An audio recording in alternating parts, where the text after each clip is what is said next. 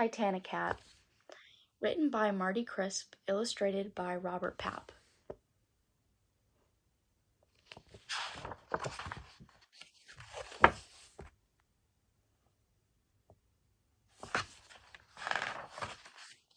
Titanic was a ship as big as her name.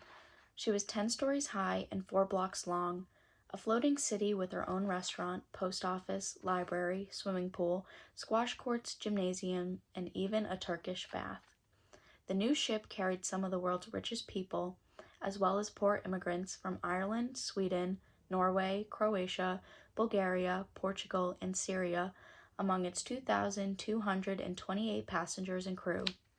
Because she was built with watertight compartments in her hull, people thought Titanic was unsinkable.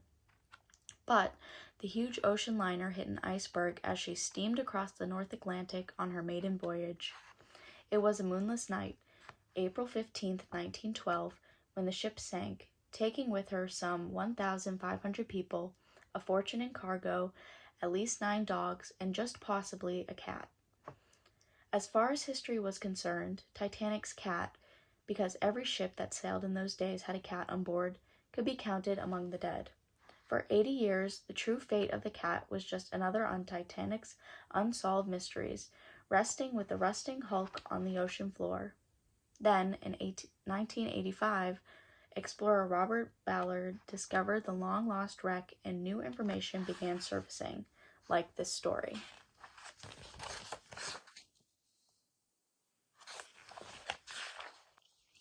Then the cat turned and disappeared into the open hatch on the side of the ship. A man in a blue uniform came up behind Jim. "Did you see our cat?" I did, sir." Jim nodded at the ship. "She just went inside." "Are you here to crew for the trials, lad?" "I'm signed on as cabin boy, sir. Name's Jim Mulholland. I'll be going all the way to America." Jim couldn't keep the excitement out of his voice. "Welcome aboard," the man smiled and shook Jim's hand. "I'm Chief Steward Latimer, and from this moment on, you're in charge of that fool cat." "Aye, aye, sir. I'll find good old 401 as soon as I stow my gear." It was a long-standing superstition not to call a ship by name while it was being built. That could be unlucky. Every ship under construction had a number. This ship was 401, and the cat would be called likewise.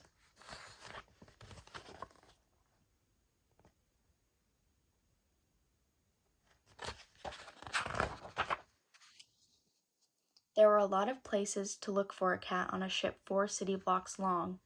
Jim searched from the compass platform on the boat deck to the boiler rooms at the bottom of the ship.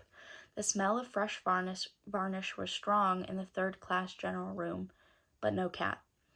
Jim's whistle echoed back to him under the glass dome of the grand staircase, but no cat.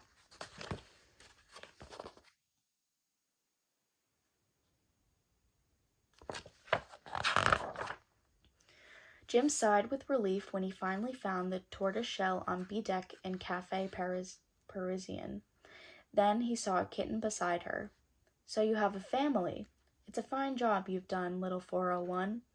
Jim knelt and stroked each fluffy kitten, 4 new ship's cats in all. This voyage would be lucky indeed.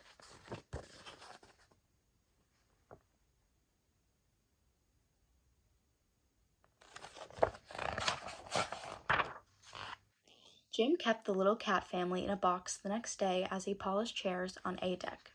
The sharp tang of sea air made his daydream about the great voyage to come. He had always wanted to go to sea and see faraway places. First, there would be 2 weeks of fitting out and sprucing up. Then the launch and the ship's trials would begin.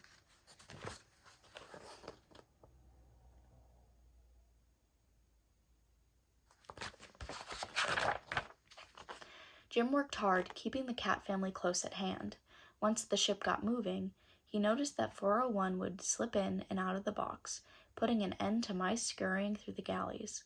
She caught a rat in an oatmeal bin Jim had forgotten to cover in the third-class storage cupboard. It was lucky she was around, he suspected, to keep him from getting into trouble.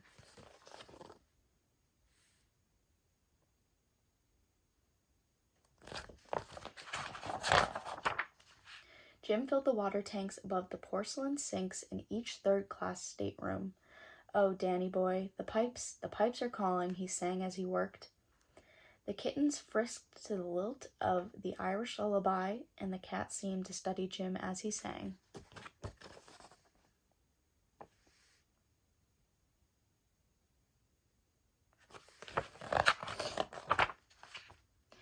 Jim was on the boat deck, swabbing it clean with a mop, when he spotted one tiny, bold kitten venturing out of the box and ducking under a lifeboat.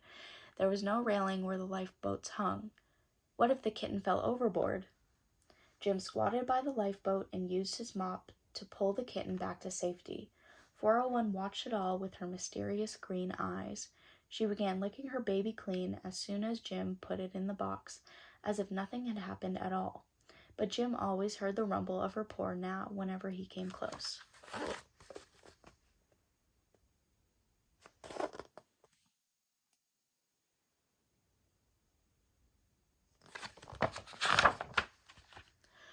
So he was surprised when he stood at the rail 2 days later watching the ship dock in Southampton.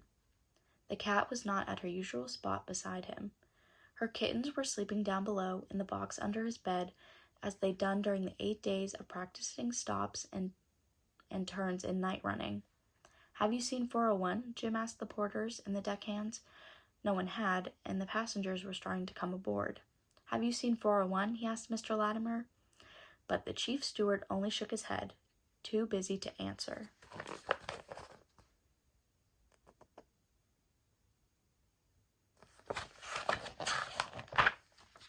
Jim leaned forward in surprise. Could that be his cat, going down the gangplank, carrying a kitten in her mouth?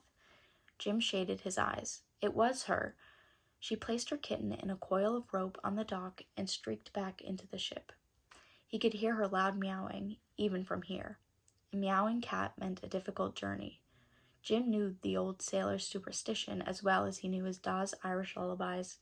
He clutched the rail as she reappeared with a second kitten.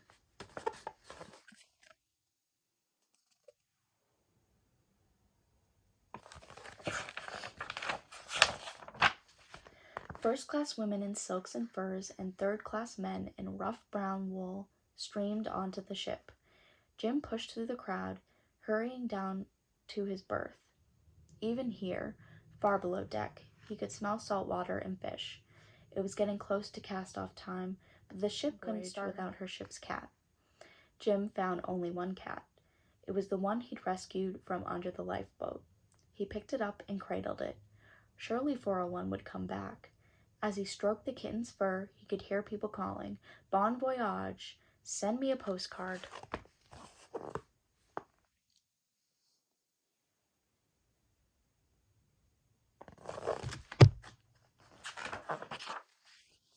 The call of "all ashore, who's going ashore?" startled Jim.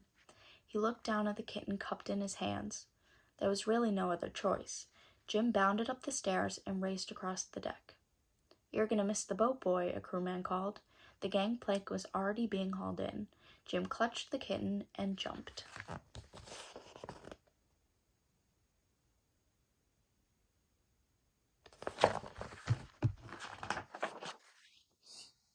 An ear-splitting blast from the ship's whistle told Jim the ship was on its way.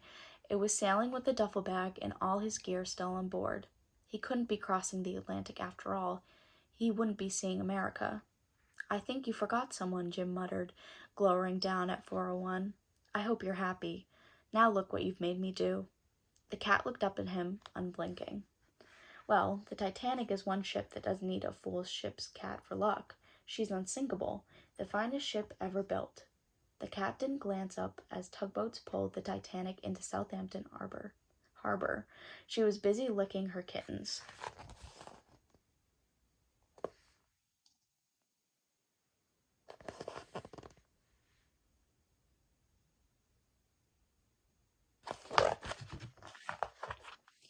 Six days later, Jim was hard at work delivering packages so he could rent a room for himself and the little cat family. The cat was his friend, despite what she'd done. He'd taken care of 401 and her kittens on board Titanic, and he'd keep taking care of them until they could find another ship. A smaller, older, less exciting ship, to be sure. Jim was so busy delivering bread and milk newspapers, and dry goods parcels that he missed the first whispers of trouble.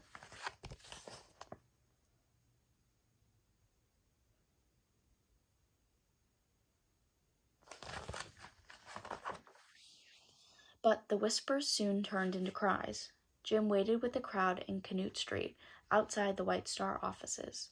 Grim men in suits came out and said the Titanic had hit an iceberg. They posted the survivors' names. The kitten slept in a warm lump in the canvas bag Jim had slung over his shoulder.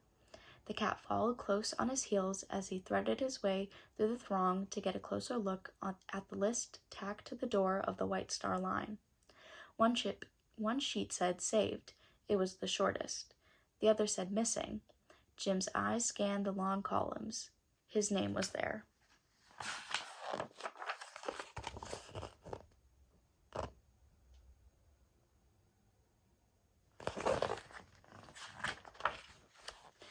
Jim scooped up the cat and looked into her bottomless green eyes. "You gave me your luck," Jim whispered, "and I thank you." The cat blinked and went back to licking her whiskers. There was really nothing else to say.